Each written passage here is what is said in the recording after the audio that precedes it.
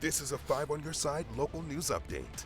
Happy Friday afternoon to you. Hopefully your day is off to a great start, right on the doorstep to the weekend, and it's a beautiful day right now, but we do have that storm threat increasing later on this afternoon. Let's get into the latest right now. Looking good outside, mostly sunny, well, partly cloudy, I guess, with some clouds building.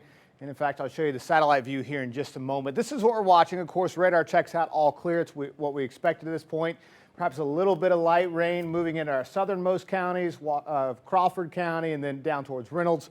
That's not thunderstorm activity. We're not expecting any for the next few hours. All right, this is the overall view. One of the first things that we look at, besides ground temperatures, surface observations, and all of that with severe weather setups, is we look at the clouds and really what's happening with them. And if you look closely, you can see these brighter specks, and that's really all there. It's a lot of them, but brighter specks moving basically southwest to northeast. If you look closely at this, you can see little hazy clouds. Those are the upper level clouds. They're moving more west to east, so it shows that different movement within the atmosphere at different levels, which helps support thunderstorm development later today when we start to get that cold front approaching in from the west. It's also warm enough for storms too, of course. Low to mid 80s already at this hour. St. Louis, we're 83 degrees, DeSoto 86, Sullivan checking in at 82. So we do expect to see that severe weather threat increase late today, mainly after about 7 o'clock. That's whenever that cold front begins to approach our region from the west.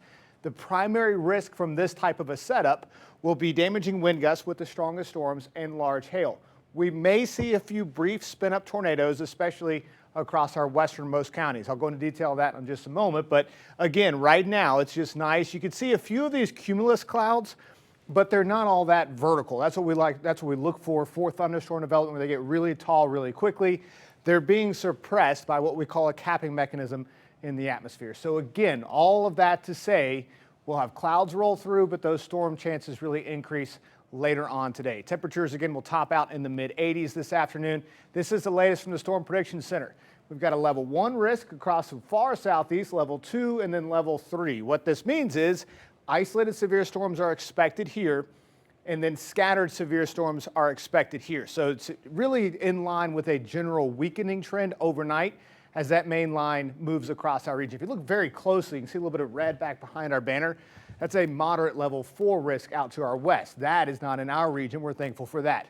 This is one of the high resolution forecast models. In fact, this is now the newest data. So it just updated just a few seconds ago. So we're going to both look at this for the first time at the same time. So again, right now, everything's all clear. It's going to stay that way for the afternoon.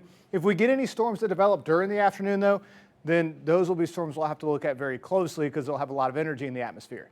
This is now by about 8:15 or so when the storms begin to make their approach from the west and more of a line type setup. Some of these segments could produce some damaging wind gusts and again, perhaps a brief spin up tornado. As they move eastbound, moving in through downtown St. Louis, we'll say sometime after 10 o'clock, 10 to 11 o'clock or so. That's the latest indication. Then they move all the way across our area and out of here through the early morning hours after midnight tonight. This is all just rain with occasional lightning, maybe some gusty winds around 20 or 30 miles per hour. But overnight, we can pick up some heavier rainfall, in total upwards of an inch to maybe even 2 inches of rain. So for the severe weather risk, we'll say as early as 5, but more likely 7 o'clock through 9 o'clock across our westernmost counties. Here, you can see that it's a medium risk of wind gusts, tornadoes, and large hail. So again, that's just showing that it's a little bit higher risk off to the west. As we move this through the overnight hours or the late evening through the early overnight, that's whenever that risk area shifts eastbound. And you can see we go from medium risks down to low risks. So that's good. It's a decreasing risk as it moves across our region through the overnight. So hopefully you can see where you were on that map and have an expectation on what you'll see later on tonight. So again, that weather impact alert is really in effect now through the rest of the day today. Highs in the mid 80s this afternoon. We're already close to that mark. But look at how much colder this cold front brings us. From the mid 80s today to low 60s tomorrow. A few early showers, mainly before 9 a.m. And then Sunday, mid 60s. We build back up into the upper 70s by the end of next week. Next week's going to be beautiful, so enjoy the nice weather ahead.